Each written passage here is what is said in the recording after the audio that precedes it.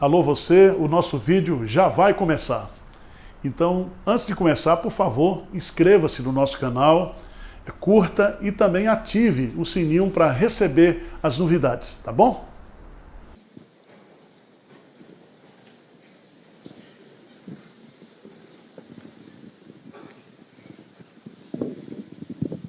Bom dia, irmãos. Vamos abrir a palavra de Deus em Lucas, capítulo 22, a partir do versículo 39, de 39 a 46.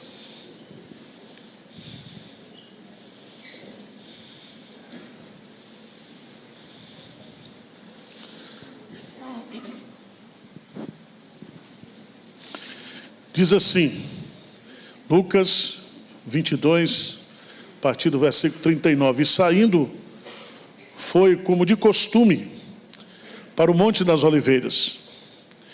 E os discípulos o acompanharam. Chegando ao lugar escolhido, Jesus lhe disse: orai para que não entreis em tentação. Ele, por sua vez, se afastou cerca de um tiro de pedra e de joelhos orava, dizendo: Pai, se queres, passa de mim este cálice. Contudo, não se faça a minha vontade, e sim a tua. Então lhe apareceu um anjo do céu que o confortava. E estando em agonia, orava mais intensamente. E aconteceu que o seu suor se tornou como gotas de sangue caindo sobre a terra. Levantando-se da oração, foi ter com os discípulos e os achou dormindo de tristeza. E disse-lhes: por que estáis dormindo? Levantai-vos e orai, para que não entreis em tentação. Amém. Aprendendo com Jesus a vencer as nossas tentações. Não sei se você está vivendo um tempo de tentação. Há uma diferença muito grande entre tentação e provação. A provação, ela procede de Deus. A provação, ela vem para purificar a sua fé, para melhorar o seu relacionamento com Deus, para produzir crescimento espiritual. Por isso que Tiago diz que nós devemos ter por motivo de grande alegria, passagens por muitas provações. Porque a fé, ela cresce, ela amadurece em meio às provações. O diabo, ele pode usar esse tempo de provação para transformar isso em uma tentação. E a tentação tem um só propósito: prejudicar o seu relacionamento com Deus, levá-lo à queda espiritual. Por isso que Jesus Cristo, na oração do Pai Nosso, ele não pede para a gente não ser tentado. Ele diz: não nos deixes o quê? Cair em tentação. E eu sei que vocês são normais.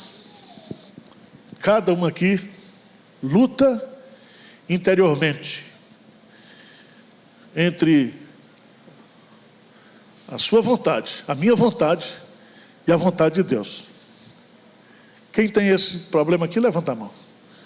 Vocês são normais.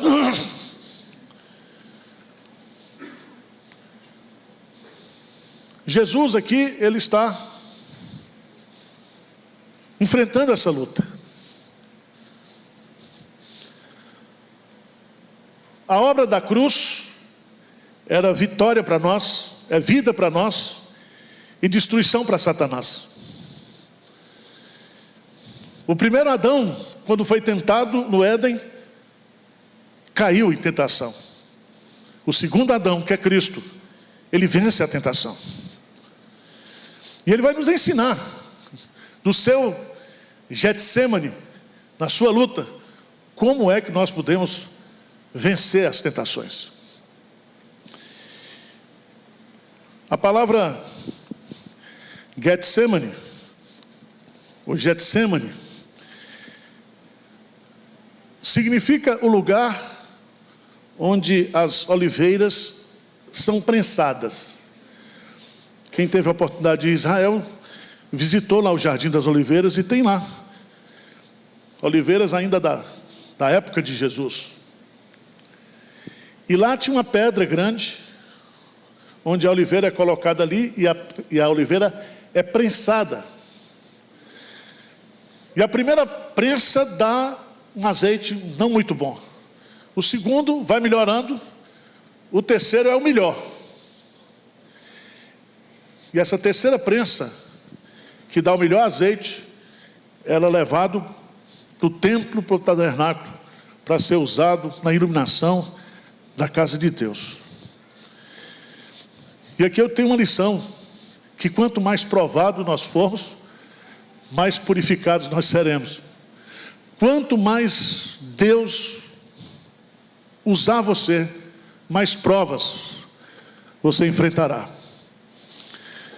Talvez você esteja vivendo um momento de luta contra enfermidades, contra problemas financeiros, problemas de relacionamento conjugal, problemas com o filho, problemas no trabalho. E em meio a essas provações, o diabo tem tentado você a não acreditar em Deus, a desconfiar do caráter de Deus, da bondade de Deus, da misericórdia de Deus. Aqui nesse texto, Jesus vai nos ensinar 3 verdades fundamentais. Veja no versículo 40, e eu quero que você leia comigo. O que diz aí? 22:40. O que diz? Chegando ao lugar escolhido, Jesus lhe disse: orai para que não entreis em tentação. A tentação, ela é uma realidade que faz parte da nossa vida.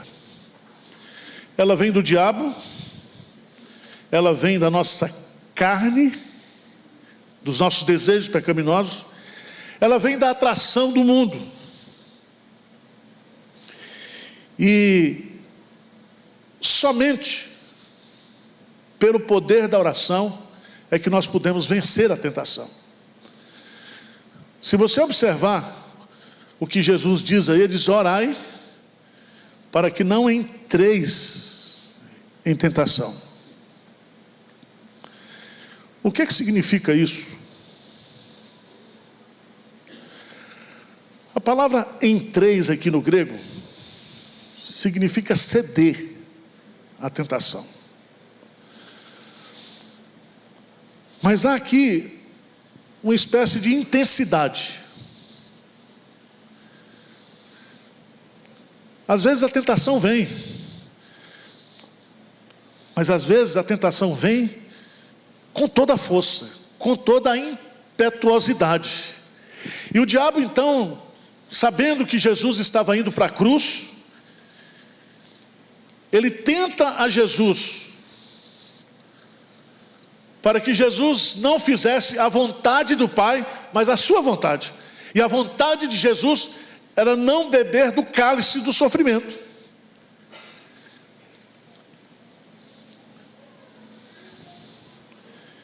É muito interessante a gente entender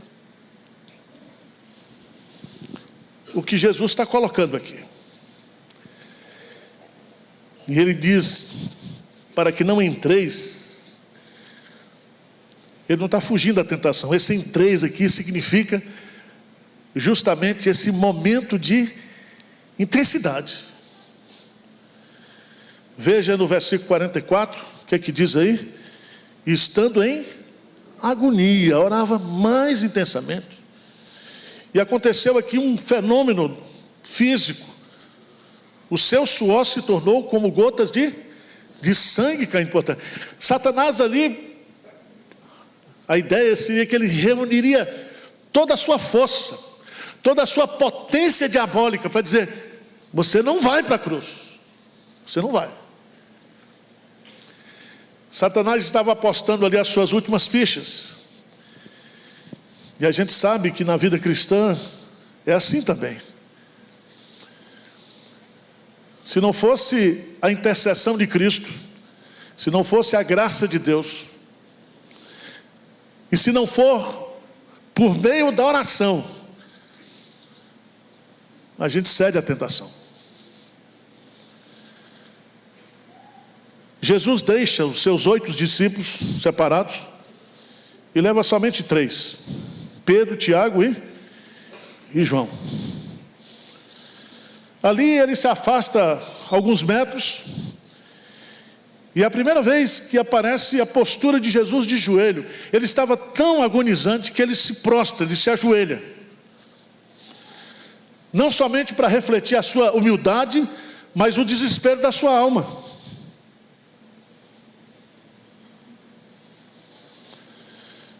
Eu queria que você fosse para Hebreus capítulo 5, por gentileza.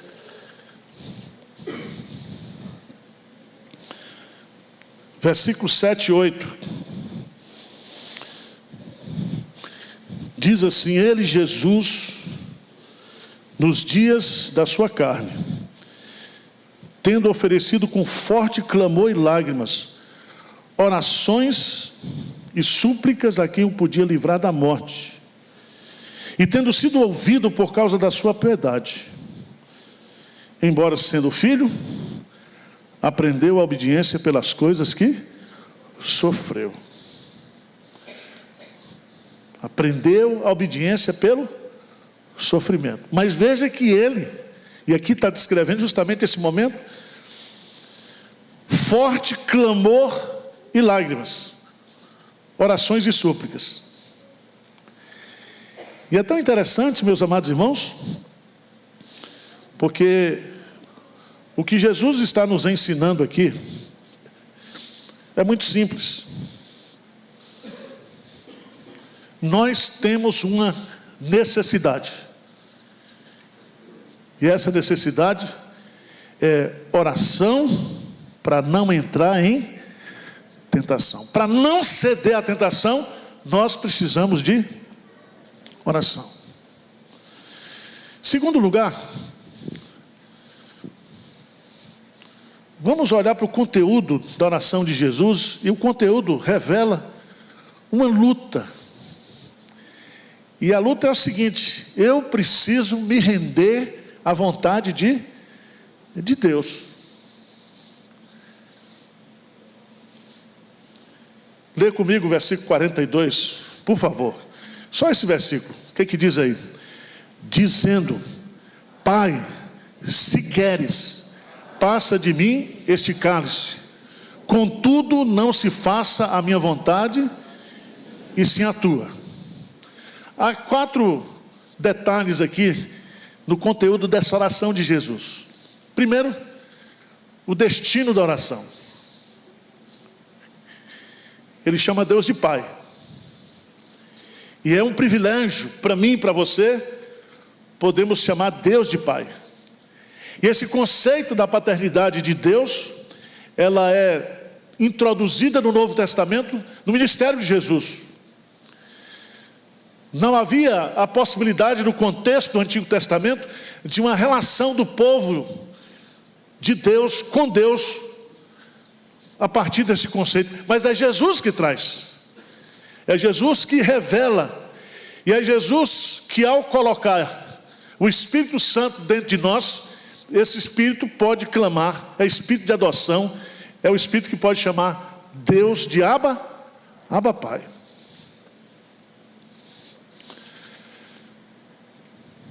Deus é Pai em 2 sentidos. Ele é o Pai de nosso Senhor Jesus Cristo. Ele é o Pai de Jesus, o Pai dos cristãos e o Pai de toda a criação. Para os crentes em Jesus, Deus é o nosso Pai, fonte da nossa vida, do nosso sustento, da nossa provisão, da nossa proteção. É a paternidade plena que nós recebemos de Deus através de Jesus. Mas em segundo lugar,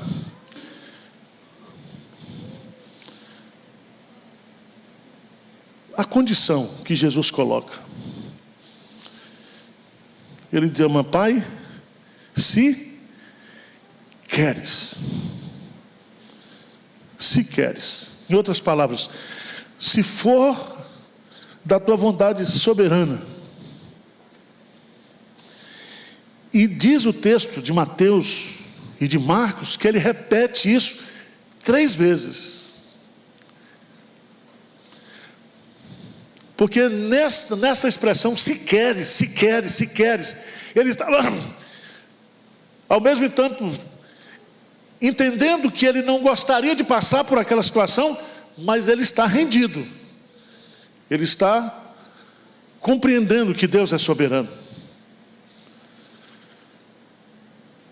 A soberania de Deus, ela não é arbitrariedade. A soberania de Deus é o melhor. E Jesus, ao dizer se queres, Jesus sabia que Deus era bom, que a vontade de Deus para a sua vida era melhor, apesar de tamanha agonia, de tamanho sofrimento. E aqui eu e você precisamos aprender isso. Aliás, Jesus, quando o jovem rico se dirige a ele: bom mestre, que farei para ter a vida eterna? Ele diz: por que me chamas bom? Há um só que é bom, que é o Pai.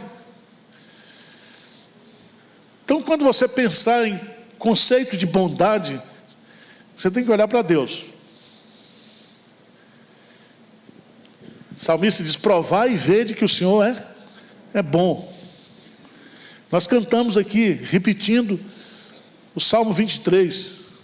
Tua bondade me seguirá. E a bondade vem de mãos dadas com a misericórdia.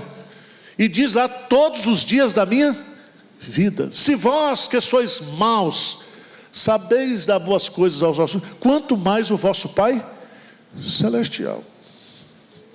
Então, se você está no Getsemane, se você está sendo triturado pela provação, se você está...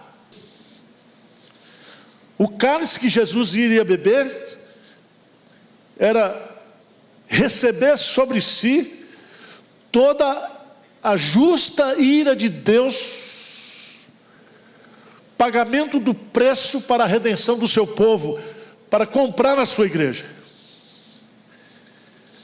Então era um cálice pesado, era um cálice amargo.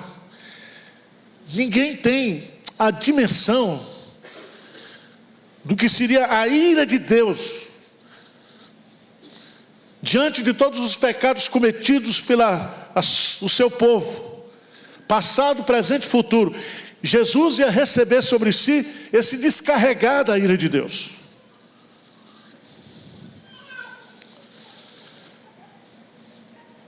Não haveria salvação para o homem se a justiça de Deus não fosse satisfeita pelo sacrifício de Jesus. Todos nós nos lembramos que sem derramamento de sangue não há remissão de pecados. Mas o que eu acho lindo aqui de Jesus: Pai, se queres, passa de mim esse cálice. Contudo, não se faça o quê? A minha vontade, e sim a tua. O que significa isso? Submissão. A vontade de Deus tem a preferência sobre a minha. O que Jesus está fazendo aqui é aquilo que os puritanos chamam de rendição. Nós cantamos aqui: eu me rendo a ti.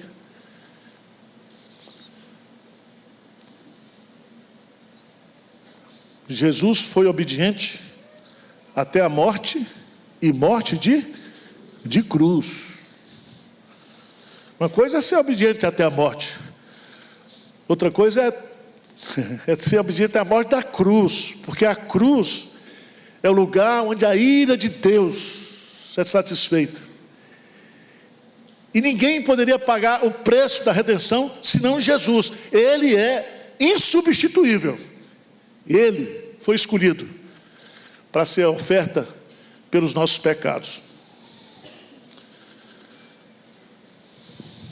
Mas o que eu acho lindo no texto, primeiro você tem a necessidade, orar para não entrar em tentação, a luta para render, ou render-se à vontade de Deus.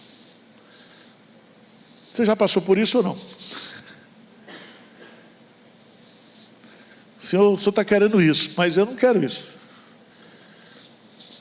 Mas o que eu quero para você é o melhor, não, mas eu quero isso. E aqui, meus amados irmãos, não é só os desejos pecaminosos, a luta da carne, os vícios, os problemas. É a submissão mesmo da vontade, da entrega. Não é como eu quero, Senhor, é como tu queres. Mas o texto nos ensina, e aí, versículo 43, vamos ler juntos? Então lhe apareceu um anjo do céu que o confortava. O resultado da rendição, consolo. O anjo foi enviado do céu para confortar Jesus.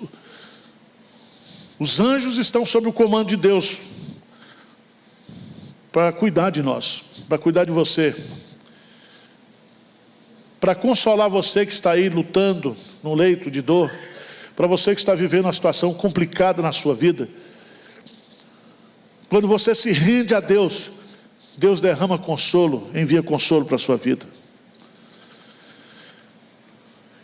Em Mateus, capítulo 4, versículo 11, dá uma olhadinha lá, você vai descobrir que depois de 40 dias e 40 noites sendo tentado no deserto, veja lá, Mateus 4:11, diz assim: com isto o deixou o diabo, e eis que vieram anjos e o serviram.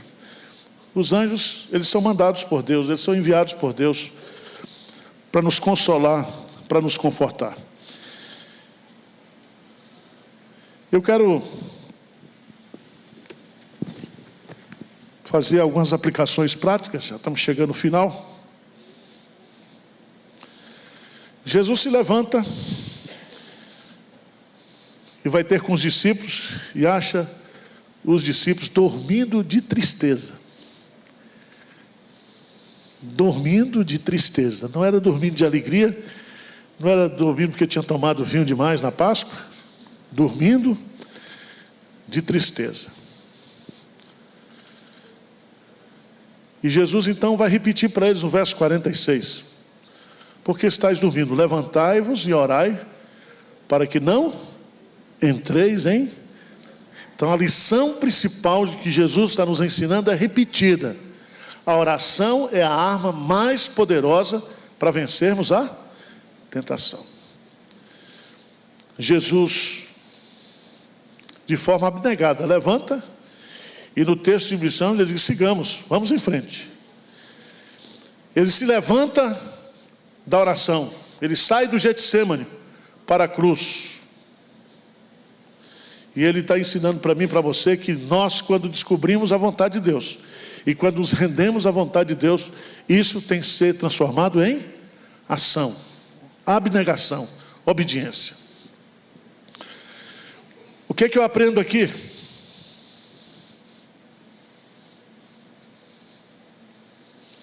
Primeiro, quando somos conduzidos por Deus a provações, a Getsêmanes da vida, devemos entender isso como uma prova do seu amor.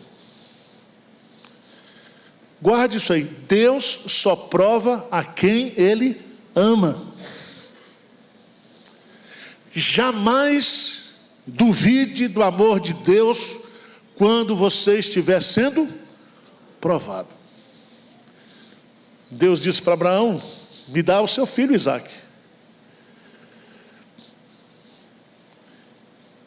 E Abraão é tido e recebe o título como um amigo de Deus. Então, preste atenção, meu irmão. Quando a gente passa por provações, não é hora de duvidar. É hora de entender que isso está acontecendo comigo e com você, com a sua família, como prova do amor de Deus. Eu e você, nós não precisamos fazer nada para aumentar ou diminuir o amor de Deus. Ele nos ama incondicionalmente. Segunda lição: Deus sempre nos leva ao Getsemane com o propósito de purificar a nossa fé e crescermos em obediência à sua vontade. O diabo tenta-nos para derrubar-nos, mas Deus prova-nos para levantar-nos. Terceira lição: no seu Getsemane, você ficará solitário, mas nunca sozinho. Deus está com você. Está com você. Levou 3, está dormindo, mas o Pai está com ele.